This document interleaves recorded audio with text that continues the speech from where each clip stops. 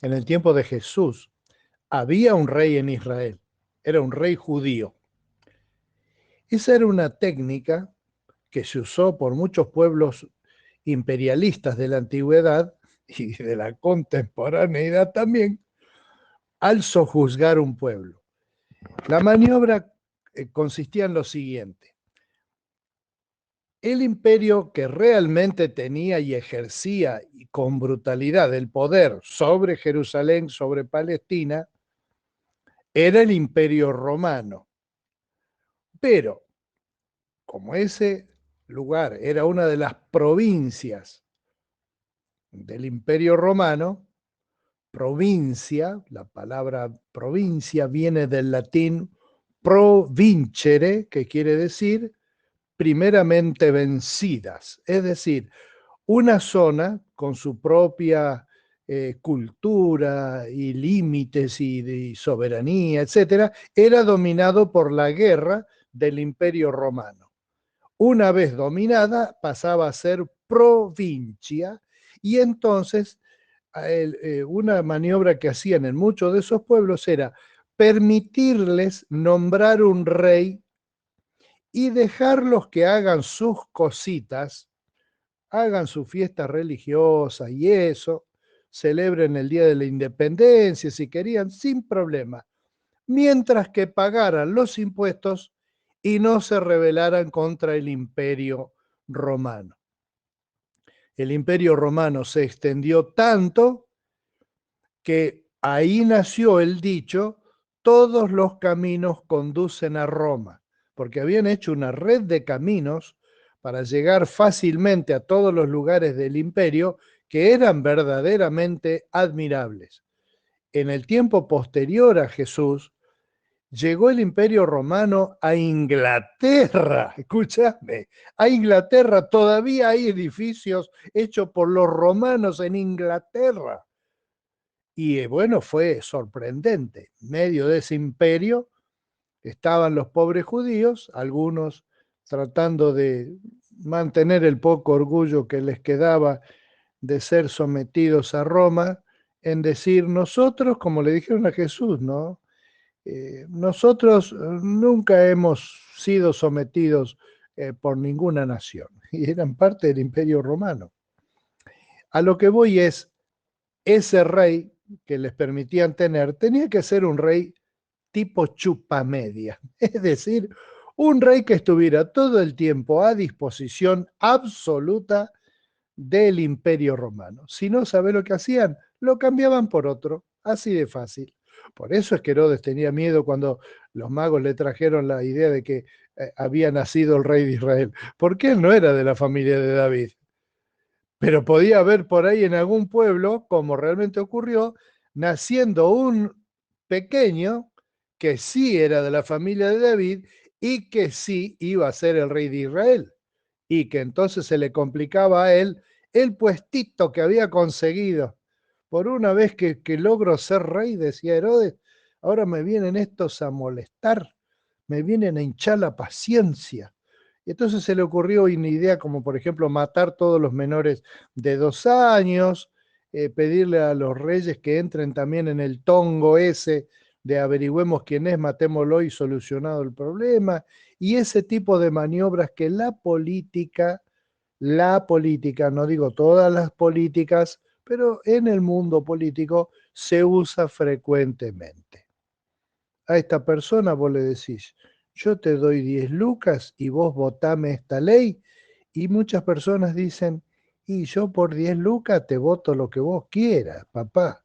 Y entonces se asegura una prolífica carrera política y corrupta también se la asegura, pero el sapo, si vos le pones sal y pimienta, te lo podés tragar igual.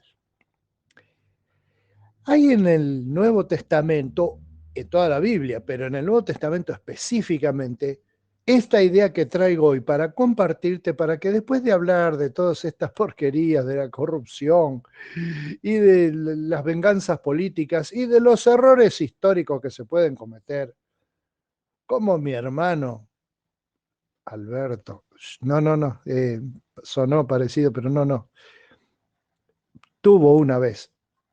Estábamos estudiando, más o menos en esta época ha sido, estábamos estudiando en la escuela la independencia. Qué lindo que era. Yo volvería de vuelta a la primaria para estudiar la independencia. Y entonces estábamos todos con un fervor patriótico, ¿sabes cómo? Sabías que mi mamá era española, española nativa. Al año y medio, dos, la trajeron a la Argentina. Por supuesto, no tenía ni recuerdo de su patria, ni hablaba con acento, ni lo que más bronca le daba a ella es que siempre le preguntaban, ¿tocás la guitarra o tocás las castañuelas? A mi mamá, ¿sabe qué? Le daba por las castañuelas que le pregunten eso, porque decían que es obligatorio para los españoles tocar la guitarra, dice, o tocar la castañuela, y le daba bronca. Entonces no sé qué, en casa, una de esas cosas domésticas, mamá nos mandó a hacer algo como limpiar el cuarto o algo así a los tres. Y entonces Alberto, que hasta ahora creo que le cuesta trabajo quedarse callado, no sé de dónde salió ese chico, debe ser adoptado.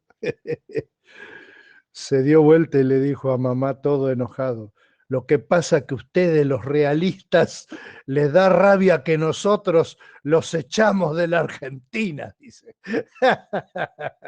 Y tuvo una venganza histórica contra mi madre que no tenía nada que ver con el rey de España y con el vicerreinado del Río de la Plata. La ligó, pobre española, ligó que encima no era gallega, ¿no? Porque era de Granada, y Granada, como vos sabés, no está en Galicia, que está en la otra punta de España. Quiero decir, esa, los, los errores de concepto sobre cómo es el mundo, la vida, cómo funciona, te llevan a la macana. Y aquí hay un concepto que es muy importante en este tiempo, donde hay una pandemia, donde hay más de 80.000 muertos en nuestro país. Es una de las desgracias con más muertos que hemos tenido. No sé si no es la más grande, pero tenemos más muertos que nunca en la historia. Es tristísimo por todas esas personas que tienen dolor y por las que sufren angustia, justamente porque se les hace difícil ver este panorama que te presento hoy. En Efesios 1 dice, desde que me enteré de su profunda fe en el Señor Jesús y del amor que tienen por el pueblo de Dios en todas partes, no he dejado de dar gracias a Dios por ustedes. Los recuerdo constantemente en mis oraciones.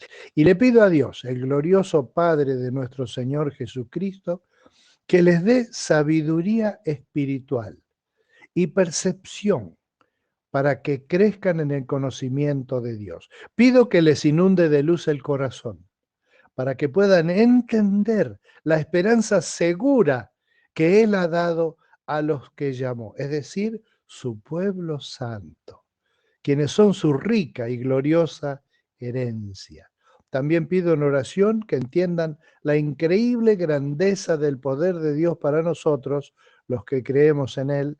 Es el mismo gran poder que levantó a Cristo de los muertos y lo sentó en el lugar de honor, a la derecha de Dios, en los lugares celestiales. Ahora, Cristo está muy por encima de todo, sean gobernantes o autoridades o poderes o dominios o cualquier otra cosa. No solo en este mundo, sino también en el mundo que vendrá. Dios ha puesto bajo la autoridad de Cristo, a quien hizo cabeza de todas las cosas para beneficio de la iglesia. Y la iglesia es el cuerpo de Cristo, es la completa y la llena, y también es quien da plenitud a todas las cosas en todas partes con su presencia. Sí, señoras y señores, Jesucristo es el Señor del universo. No hay un lugar donde Él no tenga autoridad.